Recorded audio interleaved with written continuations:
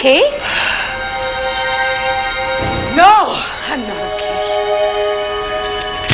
Hindi ko alam kung gaano katagal namin pagtatalunan ng daddy mo yung Grazilda na yan. Alam niyo, Ma, wala na nga si Grazilda, pero bakit ganun pa rin ang effect niya sa atin? Because there's something between your father and that girl. Ang nakakainis. I don't know what it is.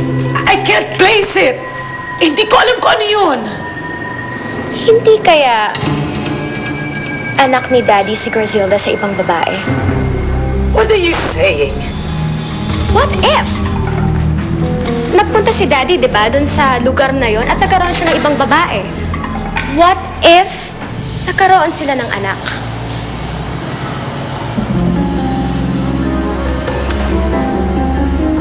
And you're saying na si Grazilda ang babaeng yun?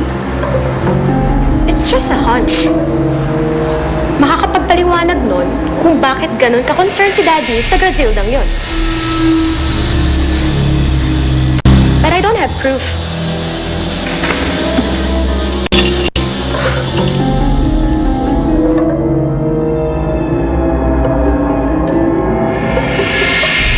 Kung hindi tayo sasalakay kay Fabiola, ano ang ating dapat gawin upang may sagawa natin ang pagpuksa sa kanya? Lubhang makapangyarihan si Fabiola ngayon. Hawak niya ang makapangyarihang baston ni Fairy Godmother.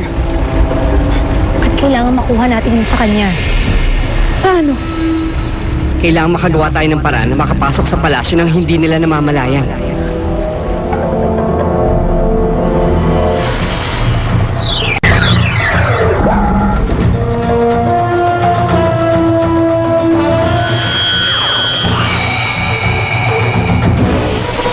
Teka, sandali. Ako'y may naisip. Minsan na rin ako nagkaroon ng pambihirang karanasan. Nagmistulan akong hangin na hindi nakikita ng karamihan. Nagawa ko ito ng panandalian lamang. Paano? Sa pamamagitan nito, ang mahiwagang kwintas na binasbasan ni Fairy Godmother ng kanyang kapangyarihan. Ngunit may problema. Hindi ako basta-basta maaaring pumitas ng kapangyarihan. Kailangan mo nang umilaw nito. Ngunit hindi ko alam kung ano dito ang kailangan nating pitasin sa takdang pangangailangan.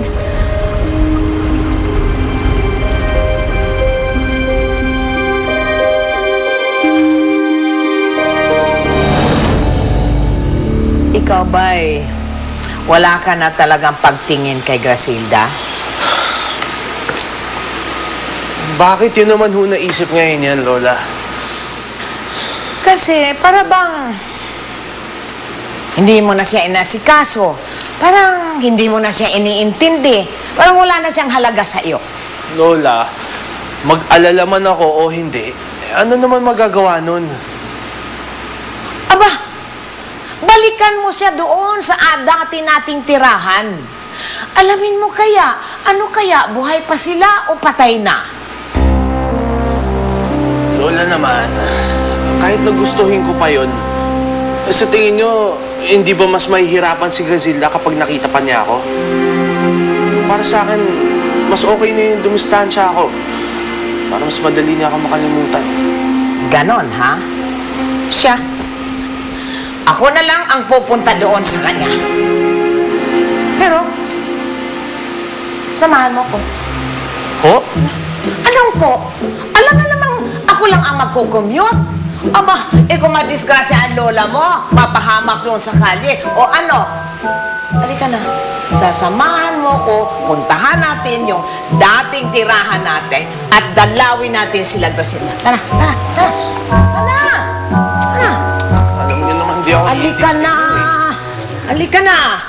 Heto na! Umiilaw na ang isa sa mga palamuti. Ibig sabihin ay maaari na natin itong gamitin.